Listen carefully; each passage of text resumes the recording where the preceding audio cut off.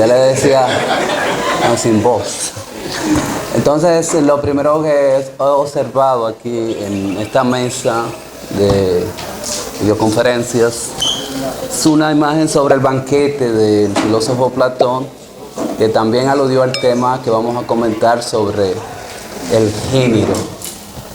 Y luego tenemos aquí atrás a la maestra Lusitania Martínez, que es una de las representantes de la ideología de género en República Dominicana, también es maestra de la Escuela de Filosofía.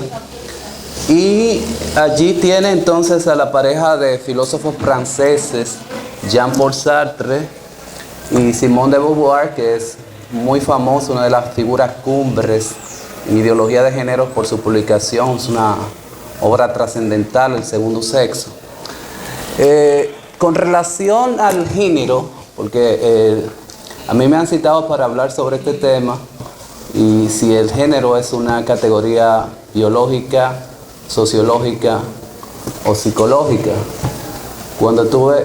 Sin embargo, aquí, como estamos en el ámbito académico, sería preciso y pertinente resaltar que esa categoría de género ha sido bastante discutida y dilucidada en la tradición de la cultura occidental. Uno de los principales escritos sobre el género, nosotros lo podemos ya rastrear desde las obras de Aristóteles, que es un filósofo con una mente enciclopédica genial. Y allí, en el libro quinto de la Metafísica de Aristóteles, él definió el género, y esa categoría inclusive es de etimología griega, es previo inclusive al concepto de sexo que fue utilizado por primera vez por el filósofo Cicerón para referirse a la separación y distinción entre las especies y entre, sobre todo, lo viviente. Entonces, en la categoría de género definida por Aristóteles, le reitero, y es un término griego utilizado, se están refiriendo a la generación y atributos y cualidades que se heredan, e inclusive estaba referido en ese momento a la raza, a la población. Ahora, resulta ser que para dilucidar esa misma categoría de género, en la tradición de Occidente, luego otro filósofo neoplatónico escribió de la Isagoge. Ese es un texto que se le atribuyó a Porfirio, y cuando estudié filosofía en la Universidad Autónoma de Santo Domingo, uno de los primeros textos que tomé fue ese Isagoge, y ahí se definía unas categorías que son fundamentales para la tradición de Occidente: el género, la especie, el individuo, la sustancia.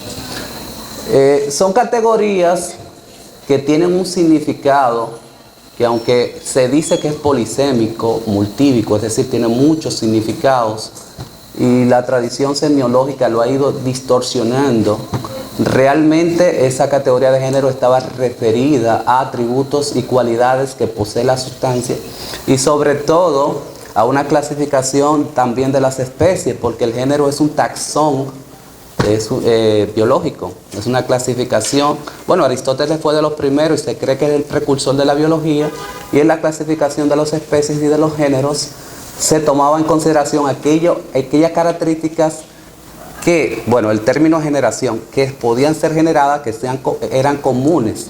Ahora, se diferenciaban entonces de la especie porque las especies tenían accidentes propios individuales, que desde luego no podían ser generados. Entonces, contrasta bastante con los criterios recientes que han formado, sobre todo en las escuelas de sociología, sobre la denominada perspectiva de género, que no ha tomado en consideración que ese criterio tiene que ver más bien con la identidad del sujeto, con una ontología, con una característica y con unos atributos, y desde el punto de vista biológico, en la tradición clásica se refería al concepto de esencia, pero en la tradición biológica ya moderna están referidos a atributos que tiene la sustancia, que son invariables, que no pueden ser cambiados. Sin embargo, la perspectiva moderna de estas escuelas de sociología, sobre todo con la inclusión de la perspectiva constructivista, que dice que el género, el sexo, el género puede ser construido socialmente y está referido a los roles sociales del individuo. Y también, desde luego, ahí se aúna al criterio de que esos roles de género tienen que ver con el reparto sexual del trabajo, con el oficio y otras cosas. Ahora bien, dicho esto, nosotros tenemos que preguntarnos cuál es el problema que se tiene en la identidad de género. Desde el punto de vista biológico,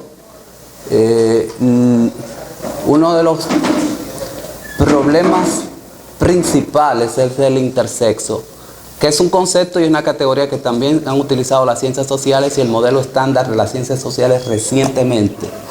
Ahora, esto se conoce más bien como hermafroditismo en las categorías biológicas y tiene que ver en su origen con etimológicamente, hermafroditismo proviene de la descendencia de Hermes, un dios griego, y de Afrodita. Entonces, este hermafrodita, tan bello, con una categoría y unos atributos esenciales, fue seducido por una ninfa. La ninfa, al no poderlo conquistar, entonces prefirió en una plegaria a los dioses que se unificaran los sexos, y de ahí proviene el nombre del hermafroditismo, que está relacionado presuntamente al desarrollo de ambos sexos en un solo ser, en un solo individuo, en un solo sujeto. Ahora, este hermafroditismo es más frecuente en las plantas que en los animales, sobre todo en los vertebrados. Es una cuestión bastante rara y delicada. Por tener padres que proceden que son nativos del sur profundo, hay un fenómeno que siempre me ha llamado bastante la atención y es uno de los más estudiados, sobre todo en el género humano, y es el que se dio, ya no creo que se esté dando, en el pueblo de Salinas de Barahona, donde presuntamente se encontraban ciertos hermafroditas, jóvenes niños que nacían presuntamente con dos sexos, pero desde el punto de vista biológico eso es imposible. Se tiene siempre a desarrollar un solo sexo. Ahora, ¿qué resulta? Ellos le decían huevodoces. ¿Por qué? Porque se lo voy a explicar no con la investigación que había realizado un experto que tuvo que viajar desde la Universidad de New York, desde Cornell, aquí a Salinas de Barahona para hacer la investigación. Estos niños, al no desarrollar el pene, porque sus gónadas no podían producir una testosterona que le permitía desarrollar ese órgano exterior reproductor masculino, y tenían una apariencia de vulva, lo llevaban al colegio, a la escuela, y lo vestían como hembras. Sin embargo, eran varones, porque el cromosoma genético es incambiable, o tú tienes XX o tienes XY. Resulta ser que cuando llegaba el periodo de la pubertad, a los 12 años, cuando entonces esa testosterona podían crear esas sustancias, entonces ellos desarrollaban esa estructura biológica. Resulta ser que luego de entonces tener esa condición que se cree que es lo que los sociólogos apelan, el género, o sea, el oficio, el rol que se desempeña en sociedad, bueno, estos niños entonces pasaban de ser hembras entonces a ocupar la posición de varón, y sobre todo sufrían un bullying tremendo en las escuelas, pero se integraban luego a la sociedad. Entonces, ese es un caso que se ha denominado, y sobre todo por las investigaciones que realizaron los expertos de Estados Unidos que vinieron aquí al país, de esta Universidad de Cornell y otro de la Universidad de North Carolina, como un pseudo-hermafroditismo, porque no existe un hermafroditismo real en los seres humanos. Claro, tenían sus pares y sus cromosomas genéticos normales, ahora bien, desarrollaban luego en un periodo de la adultez el que le correspondía. Entonces, en otros países, me parece que en Nueva Guinea, entonces les realizaban una operación, y recientemente entonces se le da una terapia de reasignación de sexo que es diferente a la cirugía de cambio de sexo que se practica en otros países, sobre todo en Irán, por el problema de la religión musulmana, cuando existe un problema de identidad sexual con el sujeto. Eso sí ya son unos casos bastante extremos que se han dado en sociedad. Ahora resulta ser que desde el punto de vista biológico es imposible la reproducción sexual entre hermafroditas, a no ser que sean plantas, porque no se pueden autorreproducir, la palabra. Inclusive hay otros tipos de hermafroditismo que están presentes en otras especies, como en los peces, pero es un tipo de hermafroditismo secuencial, donde se puede pasar de ser varón a hembra en un periodo determinado. Ahora bien, en el contexto de la sociedad posmoderna hay unos criterios con relación al género, pero he querido establecer que este mismo concepto tradicional y clásico de género es un concepto que está referido específicamente al problema de la generación, el problema que es un problema que para los griegos era ontológico, el de la identidad del ser, y de aquello que se puede cambiar en el ser y lo que no se puede cambiar. Desde el punto de vista biológico es imposible cambiar esta identidad sexual, sobre todo en vertebrados y en seres humanos. Ahora, la discusión que se ha traído, no sé por qué se ha dicho que el sexo es el aspecto biológico, si el concepto y la categoría de sexo aparece luego y es posterior al del género, y sobre todo está, como le he dicho, en esta obra de este filósofo Cicerón, posteriormente, para decir aquello que se separan, y luego viene una discusión bastante larga que se extiende en toda la Edad Media, que inclusive llega hasta Tomás de Aquino con este principio de la individuación. Entonces, quiero también señalar que he citado estos textos porque he visto que en la academia hay una inobservancia de la tradición clásica de la cultura occidental, que siempre ha tenido bastante bien definidas estas categorías. El problema viene en la modernidad, y sobre todo lo trae esta señora que está aquí atrás, que cuando escribe este texto, El segundo sexo, y aunque es conocedora de la tradición y entra en discusión con todas las tradiciones y con todas las perspectivas sociológicas de ese momento, entra en discusión con la escuela del psicoanálisis, con la escuela marxista, ella se está refiriendo más bien a, cuando trata el problema del género, a el problema de, digamos, del reparto sexual del trabajo, de la división clásica que se ha tenido entre el oficio de los sexos y a la actividad que se realiza uno u otro. Y es lo que luego se introducen en las escuelas sociológicas, y como tuve la oportunidad de tomar clases con el que es el actual director de la Escuela de Sociología de la Universidad Autónoma de Santo Domingo, Leopoldo Artiles Gil, que estudió en la Universidad de Minnesota, él mismo sabe que la mayoría de estas escuelas son muy recientes. Y eso es lo que hay que tener en consideración. Estas escuelas de sociología que se fundan en Estados Unidos en el siglo XX no han tenido un diálogo con esta tradición, y cuando llevan estos textos, sobre todo uno que se hizo muy famoso, la construcción social de la realidad, para decir que los actos humanos son construidos social, y digamos los actos que no solo los que se dicen humanos son construidos socialmente. Esa realidad, que la realidad se construye socialmente, se estaban refiriendo no específicamente al sexo, pero luego hubo una reinterpretación con la performatividad de género que introduce el criterio de que el sexo se construye socialmente, y luego venimos a confundir el problema tradicional del género, el problema tradicional de intersexo, con unas categorías que sociológicamente se han formulado, pero eso es muy reciente. Entonces eso ha llevado a una confusión. ¿Qué ha sucedido histórica y realmente en sociedad con el problema del género y con el problema de la división del trabajo, con el problema de la equidad de género, con el problema de la construcción de esta realidad social? Hay que saber que hay una distinción que sobre todo en la sociedad humana ha establecido entre los roles y que se vinculan sobre todo con una tradición inmensa, y esto llega inclusive a un momento que fue cumbre en la sociedad humana, que es el de la Revolución Francesa. En la Revolución Francesa declara, que viene la Declaración de los Derechos Fundamentales del Hombre y el Ciudadano. Es una declaración de los derechos del hombre como individuo y del ciudadano, que no incluyó esencialmente los derechos de la mujer.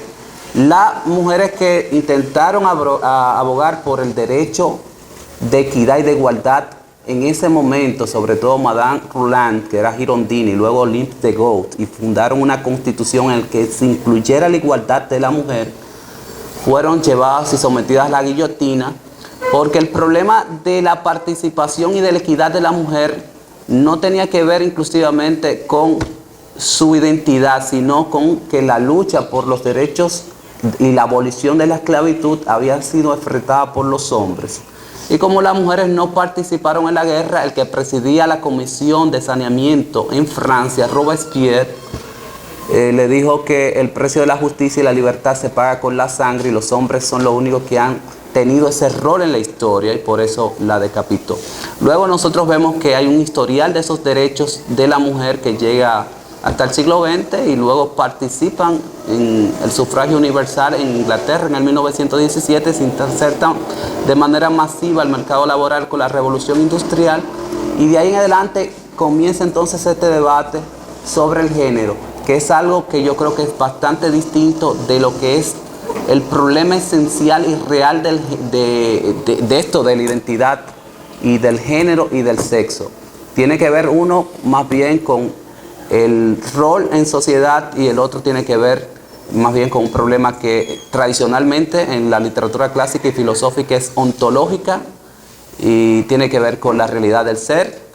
Aristóteles en ese momento lo tenía bastante claro, y toda la tradición inclusive, y la literatura hasta el siglo XX, la ciencia también, y las clasificaciones biológicas sobre el género, el sexo y el individuo. Ahora, ¿qué ha traído esto como consecuencia en los tiempos modernos? Nosotros tenemos problemas con la inclusión entonces de nuevos sujetos que se dicen ser transgénero, que es diferente del transexual, que requiere una operación, una cirugía de cambio de sexo, y este transgénero que busca la identidad, pero él no tiene, desde el punto de vista ontológico, esta identidad del sexo, sino que él psicológico o mentalmente cree que ocupa ese rol en sociedad, y por eso hay que darle esa categoría. Entonces aquí, sobre todo, en el Senado de Estados Unidos, tuvieron que discutir y debatir el problema, y fue llevado porque los transgéneros estaban participando en competencias, querían participar en competencias olímpicas, y muchos de ellos con la nueva ley y sobre todo con esta comunidad LGBT y estas enmiendas que introducen en Estados Unidos, estuvieron compitiendo en deportes, y ellos querían demostrar que las diferencias genéticas no eran tales. Sin embargo, Lia Thomas, esta nadadora, tenemos bastantes ejemplos de otros atletas, pero sobre todo Lia Thomas tenía la condición de ser un transgénero que compitió en natación, no clasificó entre los primeros 400 como varones, pero cuando compitió con las hembras, quebró todos los récords. Entonces, sucedió lo mismo con Ivy en ciclismo y con otros. Entonces luego vino el problema de que se llevó al Senado un concepto que estaba extrapolado, que era el del intersexo, para demostrar que no existían tales diferencias entre los sexos. Ahora, desde el punto de vista biológico, nosotros sabemos que existe una herencia genética y unas leyes de la evolución que han tardado millones de años millones de años, desde las primeras reproducciones sexuales que se dicen que tienen más de miles de millones de años. Y nosotros esas leyes hasta el momento no las hemos podido cambiar. De la noche a la mañana ninguna escuela de sociología, ninguna perspectiva de género, ninguna ideología va a intentar cambiar y remediar una realidad radical que está por siglos. Y desde el punto de vista de las competiciones atléticas, eso se mide en la diferencia de la contextura muscular, de la producción de hormonas, de testosterona, de la diferencia en la densidad de los huesos, y hace imposible que exista tal igualdad desde el punto de vista biológico. Entonces, hay que aclarar que tú puedes sentirte y declarar tener una identidad, pero hay unas realidades genéticas que son inamovibles, que son incambiables. Y yo creo que eso va a ser una discusión para algunos años por venir, pero quisiera que la gente se detuviera serenamente a reflexionar y ver por qué ha sido un problema en estas últimas décadas y no lo fue durante toda una tradición, y no creo que eso vaya a cambiar la realidad. Entonces, por último, yo quería señalar, antes de que si se abre un turno de debates, que sí existen personas, sí existen seres humanos que tienen una condición con la identidad de género, pero sobre todo con los casos que les mencioné de estos niños de Salinas de Barahona, con los problemas que se tienen en Medio Oriente, en muchos países, con el cambio de reasignación de sexo por problemas de religión, y en otros lugares. Sin embargo, yo creo que nosotros los seres humanos no podemos, nuestra ideología y nuestras mentalidades no pueden cambiar el ciclo de la evolución, el ciclo de una realidad biológica que tiene millones de años en unos cuantos años. No nos podemos despertar intentando transformar lo que, según los criterios y los programas biológicos, entienden que tienen que durar millones de años. Entonces, si tienen alguna pregunta.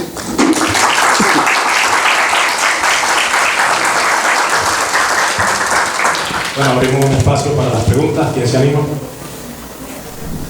Yo preguntaría de una vez si el transhumanismo y el poshumanismo no sería una solución para esos últimos casos que tú mencionaste.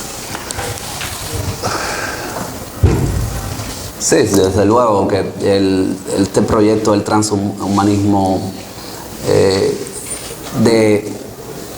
puede solucionar el problema que tienen algunos sujetos de transformar su identidad, inclusive no solo la identidad sexual, pueden transformar sus estructuras cognitivas, pueden modificar inclusive parte de su naturaleza, pero como diría Aristóteles, hay una esencia que todavía le sería bastante delicado a todas las programas de biotecnología modificar.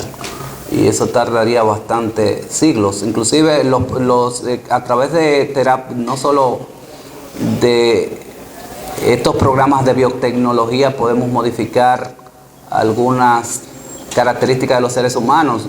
Los esteroides anabólicos pueden inclusive alterar, y el tratamiento con hormonas, la identidad del sujeto. Las mujeres que consumen anabol, las que consumen Winstrol, las que consumen... hay algunas, Osvaldo, que quieren utilizar la que tú querías. Trembolona.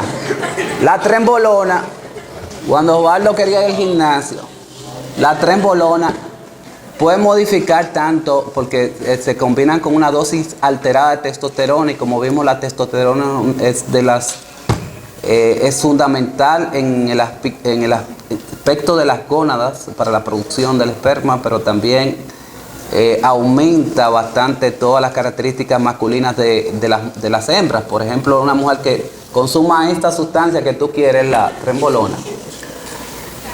Asimismo, como se puede modificar, como tienen los niños en Barahona el problema con el desarrollo del clítoris y del pene. Una mujer que consume trembolona, y eso está demostrado porque hay bastante experiencia e información sobre ello, entonces tiende el clítoris a aumentarle, ensanchársele, y tiene a veces una apariencia de pene el clítoris en esas mujeres. No solamente desarrolla una voz aguda, la fortaleza, los músculos de un hombre, sino que puede modificar la estructura de las gónadas inclusive. Y entonces, como es una estructura que se lee genéticamente para el desarrollo masculino, también en las hembras puede modificarla y alterarla. Así que las mujeres que quieran pueden modificar su estructura. Bueno, ahora me surge un pequeño ruido tengo. Resulta que el miércoles pasado, su amigo, el maestro Pellier, dijo que, ok, yo agarro ahora, me mocho un pie y soy un loco. Pero entonces agarro y me mocho el miembro y me cambio de sexo, o sea, de tema de género y eso, entonces soy una persona normal. O sea, y lo mismo está incitando usted a los estudiantes que pueden realizar ese tipo de cosas, o sea, pero no le puede decir que se mochen un pie. O sea. Sí, porque hay esas características y esos cuadros pueden demostrar para algunos psiquiatras un trastorno de la personalidad, el que el sujeto no se identifique con el ser. Ahora, para las personas que tienen esa dificultad de género por los traumas que a veces causan, ya como el movimiento de la comunidad LGBT ha insistido tanto, resulta que no es ya un problema que el sujeto se considere con otro sexo. ¿Cuántos sexos existen? Ahora hay categorías inventadas recientemente en la modernidad que hay uno que contó más de 82 sexos diferentes que se han inventado y categorías. Y la gente que se cree pertenecer, por ejemplo, a ser intersexo, cuando no es intersexo, porque el intersexo tiene que ver con el hermafroditismo. La persona que quiere y piensa que, por ejemplo, como esta atleta que pertenece al equipo, la National Basketball Association, pero de mujeres, que se amputó los senos porque ella quería ser más masculina, tiene otra categoría diferente ese tipo de sexo, aquellas que también quieren cortarse algunas categorías femeninas para ser hombre. Entonces, cada quien se ha inventado otra categoría de género para definirse e identificarse, pero eso no quita unas realidades orgánicas estructurales biológicas que están por siglos en su organismo. Como yo, que quisiera decir que soy simplemente un niño y quiero de 10 a 13 años, yo no puedo competir con los muchachos que se van a inscribir en un programa de intermedio de baloncesto. Ahora, esa es la discusión que se tiene. Si ese sujeto entonces se le quiere dar, se le asigna entonces, y eso se está discutiendo en Estados Unidos, si muchas de esas categorías van a ser parte de la identidad que tiene el sujeto en su ID, es decir, en su identidad. No solamente que el código binario, que es hembra y varón. Ahora, entonces en la identidad de los ID o de las cédulas, tú tienes que ponerla con la que tú te identifiques. Y hay como 84 categorías diferentes.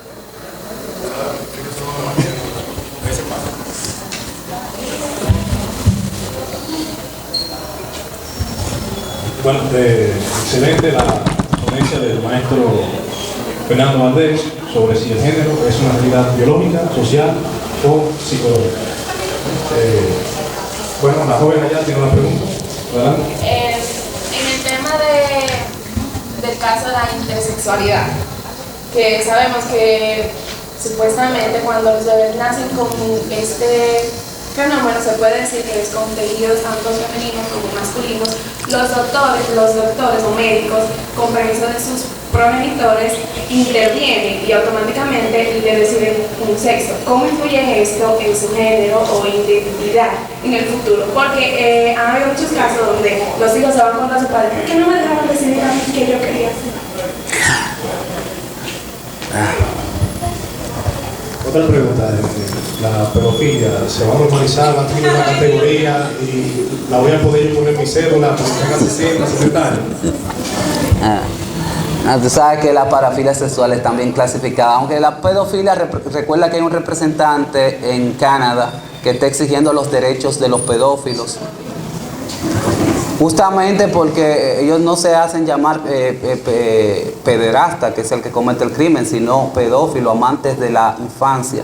Ellos están reclamando también sus derechos y probablemente en el futuro van a ser aceptados. Ahora, con relación a la intervención de ella, que ella dice que los doctores deciden el sexo, no suele ser así. Hemos dicho en los vertebrados y humanos, los pares genéticos, los cromosomas XX y XY están determinados genéticamente. El problema tiene que ver ya más bien con la producción de las gónadas, que son femeninas y masculinas, el espermatozoide y los óvulos. Entonces, a determinado periodo, sobre todo, por ejemplo, el caso de los niños de Barahona en la pubertad, es que desarrollan el pene a los 12 años y por eso se le llama huevo 12, pero ellos tienen su formación genital con sus cromosomas y no tienen problemas de identidad.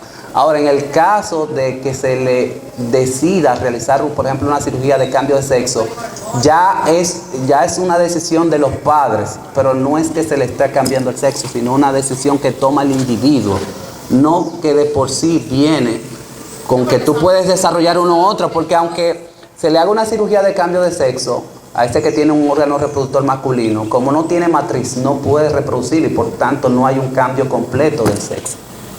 ¿Entiendes? Porque los cromosomas, tanto el XY como el XY, no están totalmente definidos, ellos lo van definiendo. En humanos no, recuerda. Está ocurriendo, hay un 1.7 en ser humano que está esa cifra no creo que sea tan correcta, porque el doctor que hizo esa investigación aquí en Salinas de Barahona determinó, en ese momento no existía ningún caso de alguien que haya podido cambiar esto. Sí se ha visto. Por eso se llama en seres humanos pseudohermafroditismo o falso hermafroditismo, porque es la apariencia.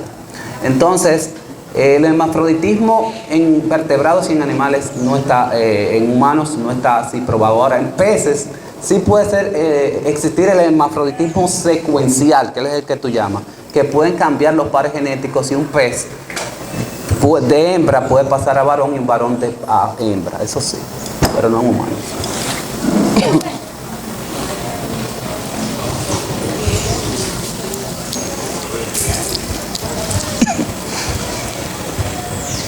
Muy buenos días, mi nombre es María Quesada. En el tema que están tratando ahora, yo quisiera hacer un pequeño aporte sobre una vez vi un caso de un niño que al nacer tuvo un pequeño problema en el parto y los padres decidieron amputarle sus genitales y cambiarlos por femeninos. Pero el niño nunca se enteró del caso. ¿Que el niño nunca? Nunca se enteró del caso. Y lo criaron como si fuera una niña. Cuando estaba llegando a la pubertad, en el tema, se veía que el niño ya tenía problemas como para comunicarse con sus otros compañeros porque él sentía que era diferente. Pero no se le explicaba y se medicaba para que tuviera la forma de una niña. Cuando él ya contempló el suicidio, porque la parte de identidad de género, a pesar de que creció siendo una niña, le estaba afectando.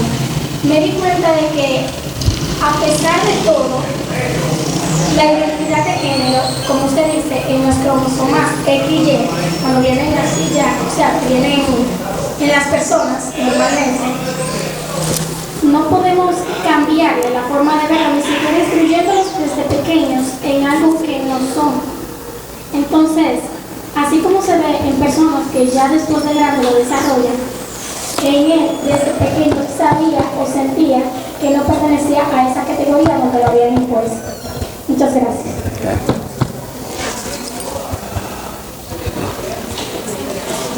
No, es interesante lo que te dices, porque sí existe un problema de identidad de género en el que sufre este pseudo-hermafroditismo, que así es que le llaman los norteamericanos en sus investigaciones. Y sí, uno sí tiene que preocuparse por ese tipo de personas. Y estos sí tienen un problema que es real, biológico. Ahora hay otros que su problema es más psicológico, que tiene que ver con que ya una identidad que quieren construir, y para eso sí existen unas teorías de legitimación y justificación que están ya en el ámbito sociológico, pero no en el ámbito biológico.